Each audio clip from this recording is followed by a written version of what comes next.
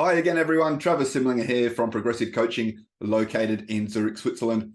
And once again, continuing with this series, this playlist on rules and values. And once again, this video continues on from the previous session. So I will link to the previous session up there somewhere. You can check that out. I definitely suggest watching that before you watch this video, or it won't make a lot of sense to you. Because today we're looking at the other piece of the puzzle, the other big piece of the puzzle. Okay, and this is now we're going to be looking at our moving away from pain values. Okay, we've been looking at our moving towards pleasure values, and we've done a lot of work on those. Now we're looking at our moving away from pain values. So I'm going to share my screen right now and get straight into it. So hopefully you remember this from our first session in this playlist on values and rules. So if you have been doing the exercises, you have now discovered you're moving towards pleasure values. You have put them in order of importance for you. Okay, created your values hierarchy. And you have discovered your rules for what has to happen for you to experience each of your unique values. And most importantly, you have optimized your rules. Optimized your rules by making them fit the criteria for self-serving rules. And if you have done that, huge congratulations. And if you have truly committed to living to your new standards, living to your values and optimized rules, I am certain that you are reaping the benefits of this.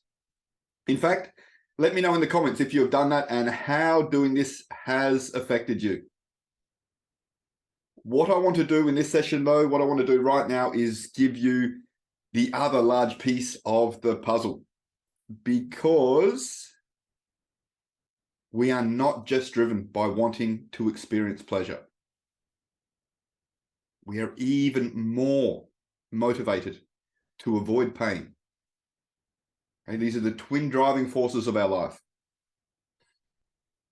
And so our moving away from pain values here, these are the emotional states that are most painful for us. Okay, these are just some random examples here. Your moving away from pain values might be completely different to the ones listed here. So your moving away from pain values are the emotional states that you will do the most to avoid feeling in your life. The emotional states that you try to avoid. And so the plot thickens, because it is the relationship between our moving towards values, our pleasure values, and the relationship with our pain values, or our moving away from pain values, that shape our lives. And importantly, we will do more to avoid pain than we will to get pleasure, because our brain is a survival mechanism with 2 million-year-old circuitry. It is not a happiness machine. So it wants to keep us alive, repopulate the species. So it has a negative bias, because the ultimate pain is death. So it does more to avoid pain than it does to gain pleasure. And it reacts to threat. You may have noticed this, but it can't tell the difference between a real threat and an imagined or a perceived threat. This is why many people fear public speaking more than death. They start to shake and sweat, and they have a chemical response to a perceived threat, even though there is no real threat to their survival. So we do more to avoid pain than to gain pleasure. This is and can be absolutely adaptive for sure, but also maladaptive in many situations in today's modern world, where most of our needs for survival are met. For example, let's look at the examples on the screen at the moment. So a man wants love. See here with the on the pleasure side. On the pleasure side here, he's moving towards values. His number one value is love. So his number one source of pleasure in this example is love. He won't go and talk to the beautiful woman because he fears rejection. See, on the pain side here, moving away from pain values, rejection is his number one source of pain.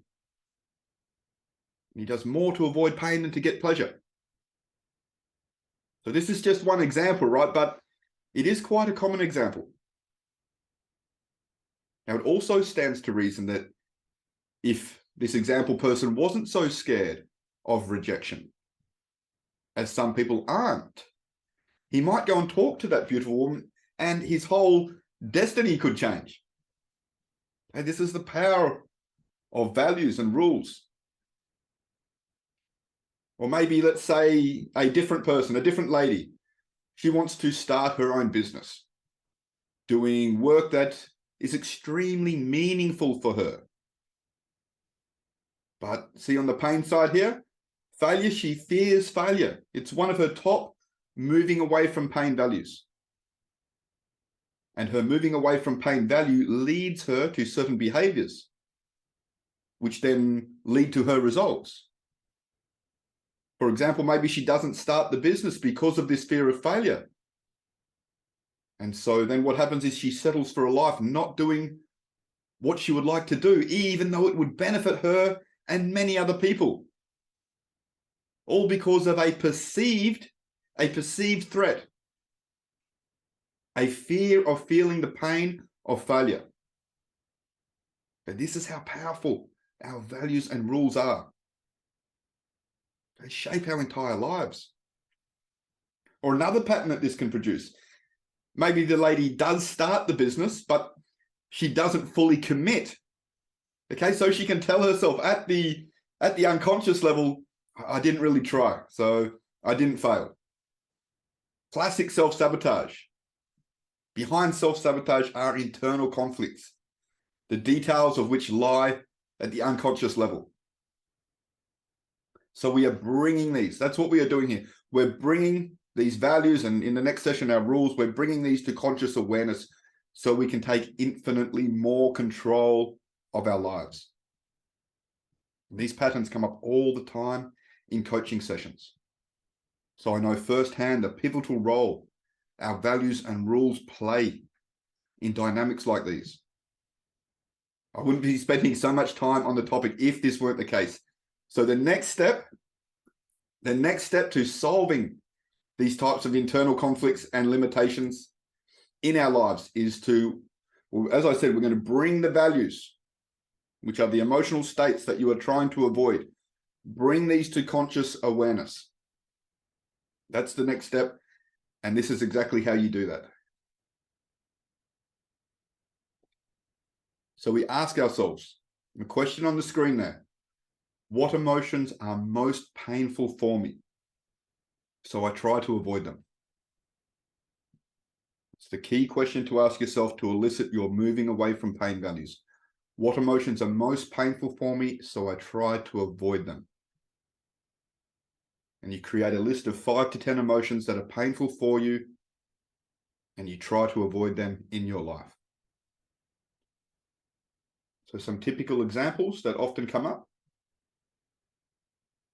Things like these: rejection, failure, discomfort, embarrassment, guilt, shame, feeling stupid, nervous, anxious, etc., etc. Your ones might be completely different. We might have some of these and in a completely different order, completely unique to you. So write down these emotions for you. You think back to some of the negative moments in your life that stand out for you for whatever reason, because that's where you'll find many of these emotions, many of these values. And think of recent times as well and create a list of 5 to 10 emotions that you, upon reflection, realize impact your life dramatically. You live your life trying to avoid these emotions, and you weren't even aware of this until just now. That's what step 1 is. Answering the question on the screen, reflecting deeply, formulating your list.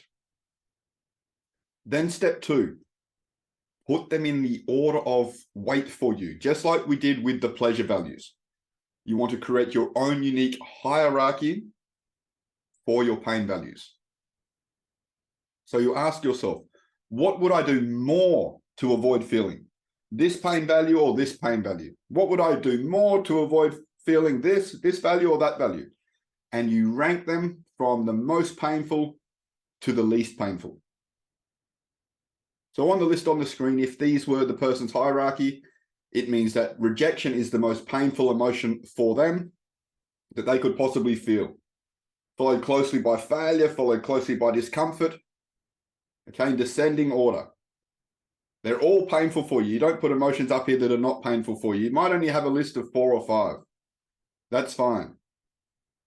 You just want the top ones that you really spend your life trying to avoid and rank them in order of importance for you. Most painful to least painful, but they're all very painful for you. Okay, so that's the task for this session. Quick recap, bring your pain values from unconscious to conscious awareness. Put them in order of importance. The emotion or value that you do the most to avoid feeling takes the number 1 position, and then descending order. What you can do then, though, which will be extremely enlightening to a trained eye, which you are becoming, by the way, by working through this playlist, is you can juxtapose your moving away from values with your moving towards values. So put your 2 lists side by side and see what insights you notice. Can you understand why you do certain things or why you don't do certain things? If it's not quite clear yet, don't worry. We're going there in the next sessions. Things will become clearer and clearer. But some of you may be able to notice some insights already. If you do, let me know in the comments. And as always, if you have any questions, please ask away in the comments and I will respond to the first 10 questions. And apart from that, please don't forget to give the video a like so that more people can benefit from this content. And I look forward to giving you the next piece of the puzzle in the very next session. All the best, everyone. Cheers.